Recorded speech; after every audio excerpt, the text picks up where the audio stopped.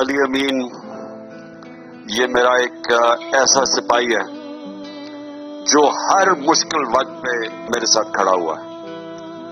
میں جب مجھے بھولتا نہیں ہے کہ جب انہوں نے ہمیں پہلی دفعہ شیلنگ کی، جب ہم دھرنے پہ تھے 2014 میں، تو ساری رات تپی شیلنگ ہوئی.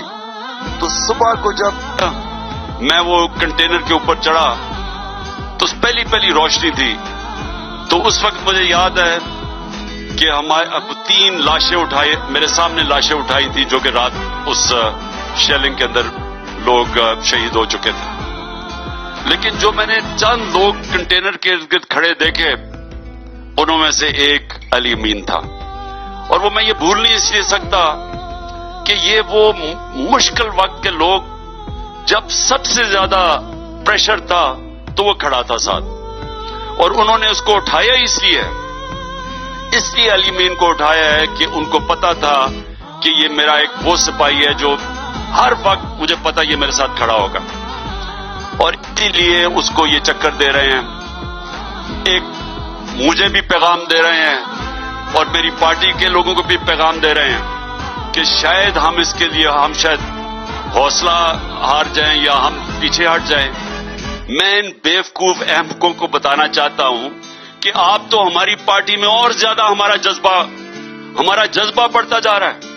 ہم تو اور جس طرح کی اب حرکتیں کر رہے ہیں، ہم تو اور پرعزم ہیں کہ ہم نے جب تک ایسے ظلم کا مقابلہ نہیں کیا تو اس سے تو بہتر ہے ہم اس کی غلامی کرنے سے پہلے تو موت ہمیں آ جائے.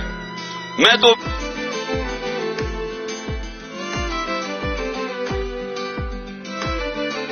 دیکھیں، انہوں نے میرے پہ پہلے قاتلانہ حملہ کیا، وہ آپ کو سب کو پتا ہے. اس کے بعد 3 دفعہ اور انہوں نے میرے پہ قاتلانہ حملہ کیا. 2 تو پتا نہیں کیونکہ وہ اور طریقے سے زہر دینے کی کوشش کی. ایک دفعہ جو انہوں نے مجھے خاص طور پہ پلان کیا تھا جوڈیشل کمپلیکس میں اسلام آباد میں، انہوں نے اتنی تیاری کر کے بھیجا تھا. وہاں سارے جوڈیشل کمپلیکس میں نامعلوم افراد پہنچ گئے. رات پہلے وہ وہاں پہنچ گئے، سی ٹی ڈی کے کپڑوں میں وہ تھے، وکیلوں کے وہ کپڑے پہنے ہوئے تھے، اندر سے پوری تیاری کی ہوئی تھی، رینجر سارے بھرے ہوئے تھے اور ان کا پورا پلان بنا ہوا تھا کہ انہوں نے مجھے وہاں مارنا تھا. اور اس کے بعد ایک اور، اگر میں وہاں سے نکلتا اوپر انہوں نے 2 بندوق والوں کو بٹھایا تھا، انہوں نے مجھے مارنا تھا. اور پھر تیسرا پلان تھا کہ اگر ادھر سے بھی نکل جاؤں تو انہوں نے ایک ایکسپلوژن کرنی تھی. اللہ بچانے والا ہے، زندگی موت اس کے ہاتھ میں ہے. انہوں نے پوری اپنی طرف سے پلان کیا ہوا تھا. اور شرم کی بات یہ ہے کہ یہ وہ لوگ ہیں جو اس ملک کے محافظ ہیں اور یہ مجھے قتل کرنے کی کوشش کر رہے ہیں صرف اپنے ذاتی مفادات کے لیے. یہ ملک کے لیے نہیں کچھ کر رہے، ان ساروں کے ذاتی مفادات ہے کہ کسی طرح عمران خان کو ہٹاؤ تاکہ الیکشن وہ کہیں جیت کے آ گیا تو واپس تو شاید ہماری پیسہ پکڑا جائے گا یا ہمارے مفادات کے اوپر کچھ نقصان ہوگا. میں آپ ساری قوم کو آج بتانا چاہتا ہوں کہ اگر مجھے نہ اس کی فکر، ہاں احتیاط کر رہا ہوں لیکن مارنے کی تو مجھے کوشش کر رہے ہیں. اگر مجھے فکر نہیں ہے، میں احتیاط کرنا تو ہمارا نبی کا قول ہے کہ اپنی احتیاط کرو، لیکن میں یہ آپ کو کہہ دوں کہ جب تک میں زندہ ہوں میں ان ظالموں کا مقابلہ کروں گا. میرے کبھی اگر ان کے سامنے سر جھکانے سے بہتر ہے کہ موت. اور یہ آپ سن لو کہ کبھی بھی جب آپ آزادی کی جنگ لڑتے ہیں تو کوئی آزادی پلیٹ میں آپ کو نہیں پکڑائے گا، کوئی زنجیریں خود نہیں کھول دیتا، زنجیریں توڑنی پڑتی ہیں، آزادی کے لیے جدوجہد کرنی پڑتی ہے. جو لوگ یہ چھوٹا سا طبقہ اوپر قبضہ کر کے بیٹھا ہوا ہے اور قانون کے اوپر بیٹھا ہوا ہے، جو چاہے کر سکتا ہے، جو مرضی اٹھائے مارے، کسی کو ارشد شریف کو مروا دیں،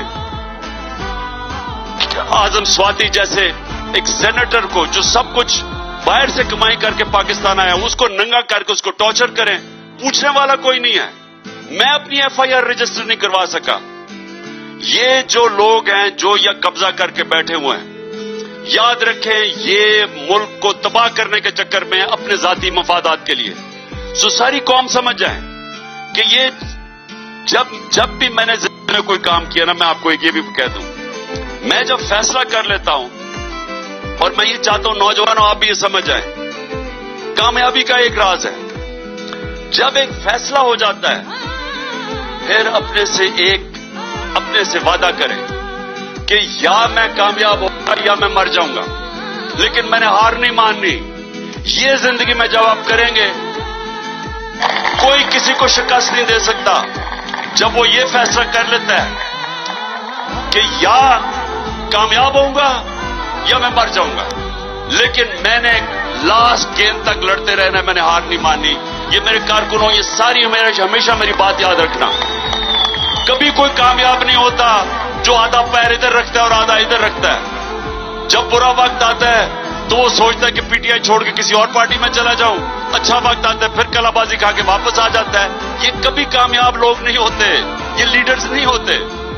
लीडर वो होता है जो फैसला करता है, जिस तरह तारिक बिन जियाद ने जब सैन में उतरा तो किश्तियां जला दी कि या मैं कामयाब होगा या मर जाऊंगा। ये आप में सब में मैं आप चाहता हूं मेरे कारकुन सब याद रखें कि ये आप आजादी के लिए आप लड़ रहे हैं। ये जो ऊपर बैठा हुआ कब्जा ग्रुप ये आराम से नहीं छोड़ेगा। हम सब अज़म कर लें कि हमने आजाद, मुस्तकबिल तो सिर्फ आजाद कौमों का है। गुलाम तो अच्छे गुलाम ही बनते हैं। अच्छा।